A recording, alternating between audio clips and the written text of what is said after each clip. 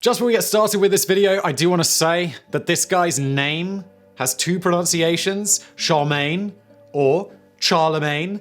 The way I've always done it is Charmaine, and it is entirely acceptable despite what all the mega triggered people in my biographics video about Charmaine said. And, well, I'm going to pronounce it my way, because guess whose video it is?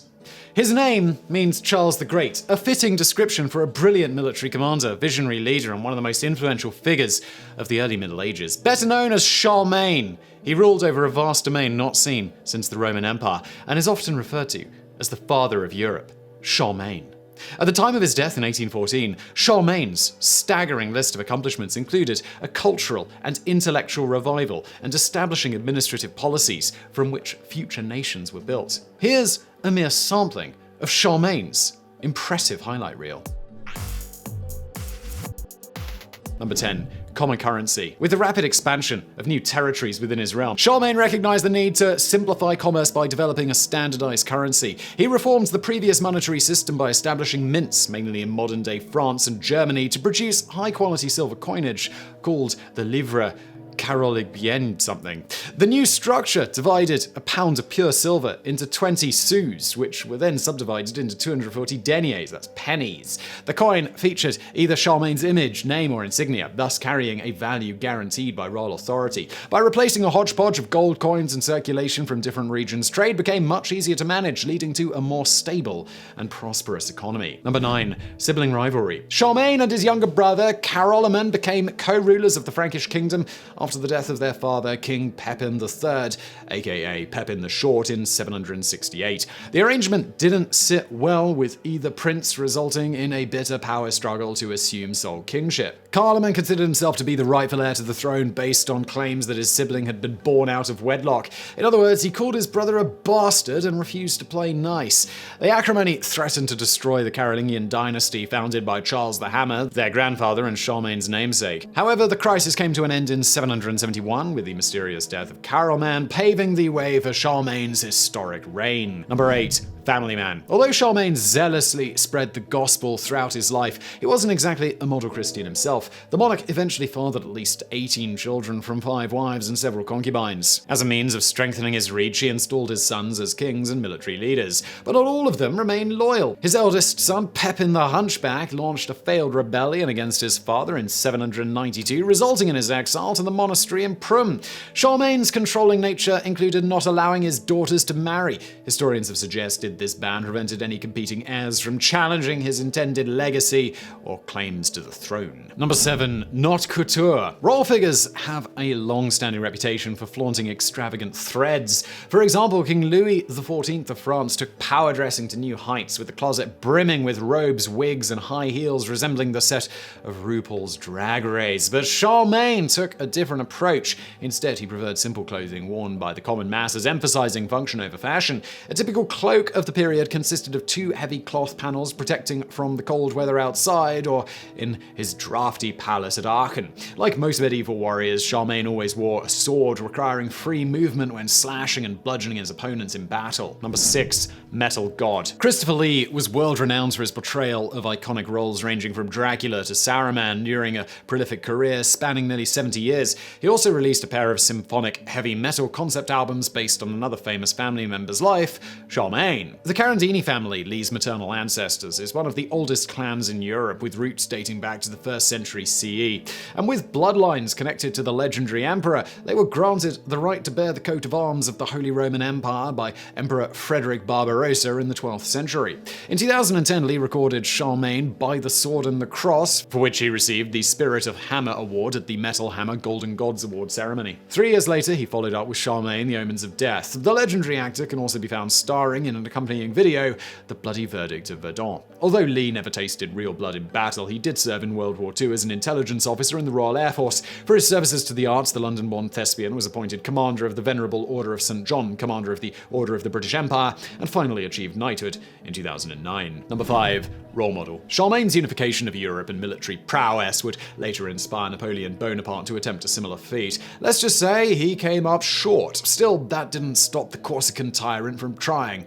repeatedly. In 1806, Napoleon even went as far as declaring, "Je suis Charmaine, I am Charlemagne," and he used the famous painting Napoleon Crossing the Alps as a propaganda tool. He instructed French artist Jacques-Louis David to replicate the pint-sized general calmly riding on the back of a fiery steed with his name carved above two other Alps-conquering heroes, Hannibal and Charlemagne. Not surprisingly, Hitler tried the same trick as part of his Make Germany Great Again campaign. The Nazis ballyhooed an elaborate celebration for Charlemagne's 1200th birthday and renamed an SS division in his honor. Number 4. A rare defeat and a sad song. A crafty opportunist, Charlemagne looked to exploit simmering political instability in northern Iberia. His armies easily ravaged Pamplona and Barcelona in the fall of 778 before meeting unexpected resistance by Muslim forces at the city of Zaragoza.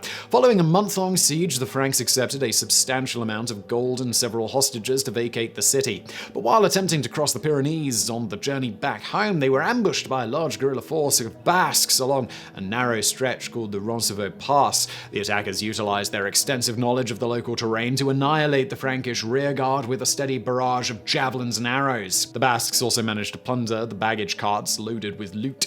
Several high-ranking officials and nobles were killed, including Charlemagne's alleged nephew, Roland, the prefect of the March of Brittany. The king of the Franks later exacted his revenge by creating the Marca Hispanica, which served as a buffer province on the Iberian Peninsula between his empire and the Muslim-controlled south. The Battle of Roncevaux Pass would be commemorated in a highly romanticized epic poem, Song of Roland, one of French literature's oldest surviving works. Number 3. Repent or Die. Beginning in 772, the heavily wooded hinterlands in the northwest of Germany served as a blood-soaked battleground for a series of clashes known as the Saxon Wars. Forces under Charlemagne would spend the better part of 3 decades fighting their longtime pagan nemesis before eventually crushing the final Saxon uprising. The back-and-forth feud produced an especially brutal incident known as the Massacre of Vador. In October of 782, the Frankish king ordered the execution of 4,500 Saxons for refusing to convert to Christianity. The Royal Frankish Annals, a historical record written in Latin, states, "When he heard this, the Lord King Charles rushed to the place with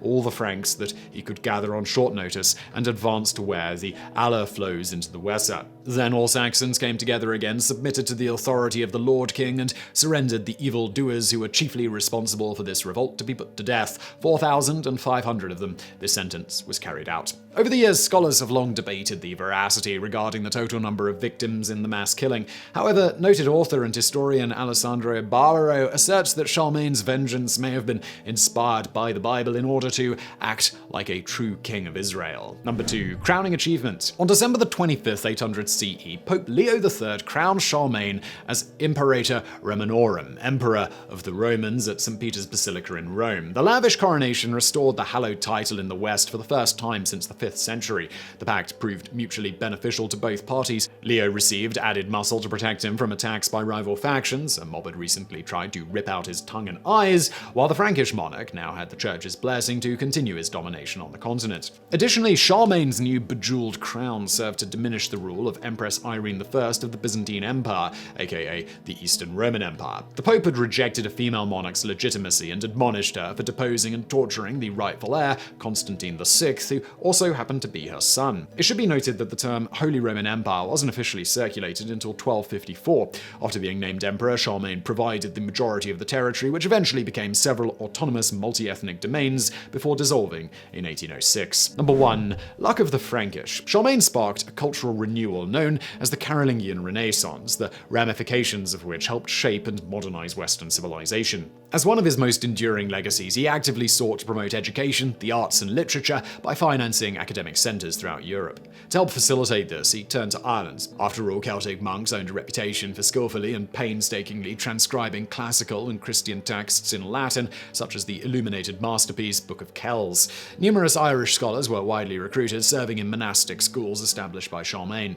Thanks to their combined efforts, the preservation of ancient manuscripts and Roman antiquities might otherwise have been lost. Moreover, these Hibernian intellectuals, the first of many literary giants to come, provided the stepping stones for the Italian Renaissance to flourish centuries later. So I really hope you found that video about Charlemagne very interesting. If you did, please do smash that like button. If you didn't, well, the dislike button is provided below for your use. Please do subscribe, and thank you for watching.